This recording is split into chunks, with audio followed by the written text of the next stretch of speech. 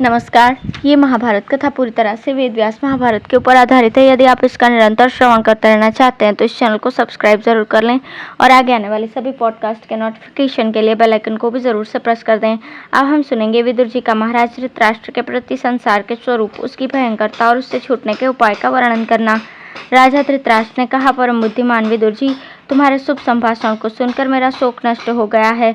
अभी मैं तुम्हारी सारगर्भित बातें और भी सुनना चाहता हूँ। विदुर जी बोले, महाराज, विचार करने पर यह सारा जगत अनित्य ही जान पड़ता है। ये केले के खंभे के समान सारहीन है, इसमें सार कुछ भी नहीं है। मनुष्य जैसे नए या पुराने वस्त्र को उतार कर दूसरा वस्त्र पहन लेता है, उसी प्रकार वो नए नए शरीर भी धारण करता रहता है। जीव अपने पूर्व कर्मों के अनुसार जन्म लेते हैं और फिर नष्ट भी हो जाते हैं। इस प्रकार जब लोक का स्वरूप स्वभाव से ही अगमापाई अर्थात आने जाने वाला है, तो आप किस लिए शोक करते हैं? इस संसार में जो लोग बुद्धिमान, सत्वगुण से युक्त, सबका हित चाहने वाले और प्राणियों के समागम को कर्मानुसार जानने वाले हैं, वे ही परम गति को प्राप्त करते हैं।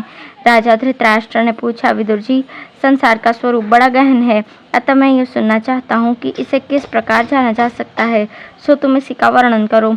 विदुर जी बोले, महाराज, जब गर्भाशय में वीर्य और रज का संयोग होता है तब इसे जीवों की क्रियाएं दिखने लगती है। आरंभ में जीव कलिल अर्थात वीर्य और रज के संयोग में रहता है। फिर कुछ दिन बाद 5वां महीना बीतने पर वो चैतन्य रूप से प्रकट होकर पिंड में निवास करने लगता है। इसके बाद वो गर्भस्थ पिंड सर्वांग पूर्ण हो जाता है। इस समय उसे मांस और रुधिर से भरे हुए अत्यंत अपवित्र गर्भाशय में रहना पड़ता है। फिर वायु के वेग से उसके पैर ऊपर की ओर हो जाते हैं और सिर नीचे की ओर। इस स्थिति में योनि द्वार के समीप आ जाने से उसे बड़े दुख सहन करने पड़ते हैं। फिर वो योनि मार्ग से पीड़ित होकर उससे बाहर आ जाता है और संसार में आकर अन्य अन्य प्रकार के उपद्रवों का सामना करता है। अब ये जैसे जैसे बढ़ने लगता है वैसे वैसे इसे नई नई व्याधियां भी घेरने लगती हैं। इस प्रकार अपने कर्मों से पीड़ित होकर यह जीवन व्यतीत करता रहता है। जिनमें आसक्ति होने से ही रस की प्रतीति होती है, वे विषय इसे घेरे रहते हैं तथा उनके कारण यह इंद्रिय रूप पासों से बंधा रहता है। ऐसी स्थिति में इसे तरह तरह के व्यसन घेर लेते हैं। उनसे बंध जाने पर तो इसे तृप्ति ही नहीं होती। उस समय भले बुरे कर्म करने पर इसे उसका कुछ भी ज्ञान नहीं होता। केवल ध्याननिष्ठ पुरुष ही अपने चित्त को कुमार्ग में फंसने से बचा सकते हैं। साधारण जीव तो यमलोक के द्वार पर पहुंचकर भी उसे नहीं पहचान पाता। इतने में ही काल इसे मृत्यु के मुख में डाल देता है और यमदूत शरीर से बाहर खींच लेता है। इसे बोलने की शक्ति नहीं रहती। उस समय इसका जो कुछ पाप या पुण्य किया होता है वो सामने आता है, किंतु देह बंधन में बंध जाने पर यह फिर अपने उद्धार का प्रयत्न नहीं करता। हाय, लोभ के पंजे में फंसकर संसार स्वयं ही ठगा जा रहा है। ये लोभ, क्रोध और भय में पागल होकर अपनी सुधि ही नहीं लेता। यदि ये कुलीन होता है तो अकुलीनों को हेय दृष्टि से देखता हुआ अपनी उस कुलीनता में ही मस्त रहता है और धनी होने पर धन के घमंड में भरकर निर्धनों की निंदा करता है। ये दूसरों को मूर्ख बताता है किंतु अपनी ओर कभी नहीं देखता। इसी प्रकार दूसरों के दोषों की तो निंदा करता रहता है किंतु अपने को काबू में रखने का कभी विचार नहीं करता। जब बुद्धिमान और मूर्ख, धनी और निर्धन, कुलीन और अकुलीन तथा प्रतिष्ठित और अप्रतिष्ठित अब स्मशान भूमि में जाकर वस्त्रहीन अवस्था में पड़ते हैं, तब किसी भी व्यक्ति को उनमें कोई ऐसा अंतर दिखाई नहीं देता जिससे वे उनके कुल या रूप के विशेषता का पता लगा सकें। जब मरने के पश्चात सभी जीव समान भाव से पृथ्वी की गोद में सोते हैं तो ये मूर्ख एक दूसरे को धोखा क्यों देते हैं? इस नाशवान लोक में जो पुरुष इस वेदोक्त उपदेश को साक्षात या किसी के द्वारा सुनकर जन्म से ही धर्म का आचरण करता है, वो अवश्य परम गति को प्राप्त कर लेता है। राजा धृतराष्ट्र ने कहा, विदुर, धर्म के इस गूढ़ रहस्य का ज्ञान बुद्धि से ही हो सकता है, अतः तुम मेरे आगे विस्तार पूर्वक इस बुद्धि मार्ग को कहो। विदुर जी कहने लगे, राजन, भगवान स्वयंभू को नमस्कार करके मैं इस संसार रूप गहन वन के उस स्वरूप का वर्णन करता हूँ जिसका निरूपण महर्षियों ने किया है। एक ब्राह्मण किसी विशाल वन में जा रहा था। वो एक दुर्गम स्थान में जा पहुंचा। उसे सिंह, व्याघ्र, हाथी और रीछ आदि भयंकर जंतुओं से भरा देखकर उसका हृदय बहुत ही घबरा उठा। उसे रोमांच हो आया और मन में बड़ी उथल पुथल होने लगी। उस वन में इधर उधर दौड़कर उसने बहुत ढूंढा कि कहीं कोई सुरक्षित स्थान मिल जाए, परंतु वह न तो वन से निकलकर दूर जा सका और न उन जंगली जीवों से त्राण पा सका। इतने में उसने देखा कि वो भीषण वन सब और झाल से घिरा हुआ है। एक अत्यंत भयानक स्त्री ने उसे अपनी भुजाओं से घेर लिया है तथा पर्वत के समान ऊंचे 5 सिर वाले नाग भी उसे सब ओर से घेरे हुए हैं। उस वन के बीच में झाड़ झंखाड़ों से भरा हुआ एक गहरा कुआं था। वो ब्राह्मण इधर उधर भटकता उसी में गिर गया। किंतु लता झाल में फंसकर वो ऊपर को पैर और नीचे को सिर किए बीच में ही लटक गया। इतने में ही कुएं के भीतर उसे एक बड़ा भारी सर्प दिखाई दिया और ऊपर की ओर उसके किनारे पर एक विशालकाय हाथी दिखा। उसके शरीर का रंग सफेद और काला था तथा उसके 6 मुख और 12 पैर थे। वो धीरे धीरे उस कुएं की ओर ही आ रहा था।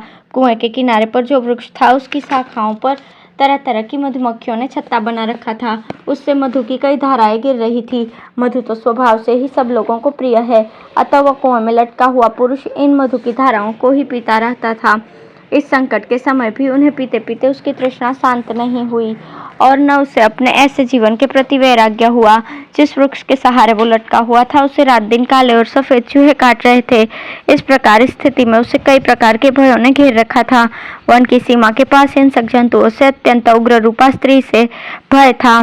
कुएं के नीचे नाग से और ऊपर हाथी से आशंका थी। 5वां भय चूहों के काट देने पर वृक्ष से गिरने का था और 6ठा भय मधु के लोभ के कारण मधुमक्खियों से भी था। इस प्रकार संसार सागर में पड़कर भी वो वहीं डटा हुआ था तथा जीवन की आशा बनी रहने से उससे वैराग्य भी नहीं होता था। महाराज, मोक्ष तत्व के विद्वानों ने ये एक दृष्टांत कहा है। इसे समझकर धर्म का आचरण करने से मनुष्य परलोक में सुख पा सकता है। यह जो विशाल वन कहा गया है वो ये विस्तृत संसार ही है। इसमें जो दुर्गम जंगल बताया है वो इस संसार की गहनता है। इसमें जो बड़े बड़े हिंसक जीव बताए गए हैं वे तरह तरह की व्याधियां हैं तथा इसकी सीमा पर जो बड़े दिल डोल वाली स्त्री है वो वृद्धावस्था है जो मनुष्य के रंग रूप को बिगाड़ देती है। उस वन में जो कुआं है वो मनुष्य देह है।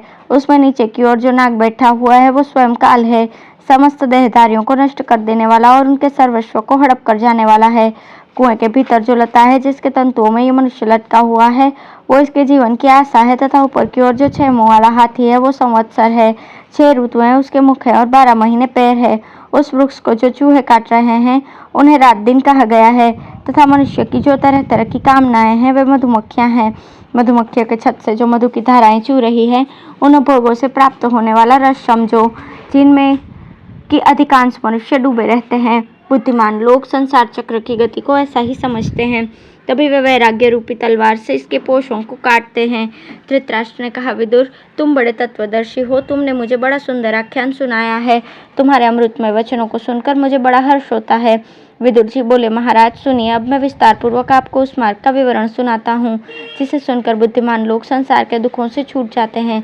राजन, जिस प्रकार किसी लंबे रास्ते पर चलने वाला पुरुष थक जाने पर बीच बीच में विश्राम कर लेता है, उसी प्रकार अज्ञानी लोगों को इस संसार यात्रा में चलते हुए बीच बीच में गर्भ में रहकर विश्राम करना होता है। इस संसार से मुक्त तो विवेकी पुरुष ही होते हैं। अतः शस्त्र ज्ञानों ने गर्भवास को मार्ग का रूपक दिया है और गहन संसार को वन बताया है। यही मनुष्यों तथा चराचर प्राणियों का संसार चक्र है। विवेकी पुरुष को इसमें आसक्त नहीं होना चाहिए। मनुष्यों की जो प्रत्यक्ष और परोक्ष शारीरिक तथा मानसिक व्याधियां हैं उन्हीं को बुद्धिमानों ने हिंसक जीव बताया है। मंदमती पुरुष इन व्याधियों से तरह तरह के क्लेश और आपत्तियां उठाने पर भी संसार से विरक्त नहीं होते। यदि किसी प्रकार मनुष्य इन व्याधियों के पंजे से निकल भी जाए तो अंत में उसे वृद्धावस्था तो घेर ही लेती है। इसी से ये तरह तरह के शब्द, स्पर्श रूप, रस और गंधों से घिरकर मज्जा और मांस रूप कीचड़ से भरे हुए आश्रयहीन देह रूप गड्ढे में पड़ा रहता है। वर्ष, मास, पक्ष और दिन रात की संधियां ये क्रमशः इसके रूप और आयु का नाश किया करते हैं। ये सब काल के ही प्रतिनिधि हैं। इस बात को मूढ़ पुरुष नहीं जानते, किंतु विद्वानों का कथन है कि प्राणियों का शरीर रथ के समान है, सत्व सारथी है, इंद्रियां घोड़े हैं और मन लगाम है। जो पुरुष स्वेच्छापूर्वक दौड़ते हुए उन घोड़ों के पीछे लगा रहता है वो तो इस संसार चक्र में पहिए के समान घूमता रहता है, किंतु जो बुद्धिपूर्वक उन्हें अपने काबू में कर लेता है उसे इस संसार में नहीं आना पड़ता। अतः बुद्धिमान पुरुष को संसार की निवृत्ति का ही प्रयत्न करना चाहिए, इस ओर से लापरवाही नहीं करनी चाहिए। जो पुरुष इंद्रियों को वश में रखता है, क्रोध और लोभ से छूटा हुआ है तथा संतुष्ट और सत्यवादी है, वो शांति प्राप्त करता है। मनुष्य को चाहिए कि अपने मन को काबू में करके ब्रह्म ज्ञान रूप महौषधि प्राप्त करे और उसके द्वारा इस संसार दुख रूप महारोग को नष्ट कर दे। इस दुख से संयमित चित्त के द्वारा जैसा छुटकारा मिल सकता है वैसा पराक्रम, धन, मित्र या हितु किसी की भी सहायता से नहीं मिल सकता। इसलिए मनुष्य को दया भाव में स्थित रहकर शील प्राप्त करना चाहिए। दम, त्याग और अप्रमाद ये 3 परमात्मा के धाम में ले जाने वाले घोड़े हैं।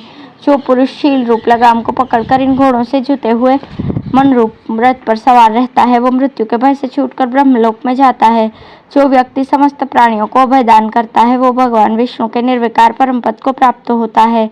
अभयदान से पुरुष को जो फल प्राप्त होता है वो हजारों यज्ञ और नित्य प्रति उपवास करने से भी नहीं मिल सकता। ये बात निर्विवाद है कि प्राणियों को अपने आत्मा से अधिक प्रिय कोई वस्तु नहीं है, क्योंकि मरण किसी को भी इष्ट नहीं है। इसलिए बुद्धिमान पुरुष को सभी जीवों पर दया करनी चाहिए। जो बुद्धिहीन पुरुष तरह तरह के माया मोह में फंसे हुए हैं और जिन्हें बुद्धि के जाल ने बांध रखा है, वे भिन्न भिन्न योनियों में भटकते रहते हैं। सूक्ष्म दृष्टि महापुरुष तो सनातन ब्रह्म को ही प्राप्त कर लेते हैं। धन्यवाद।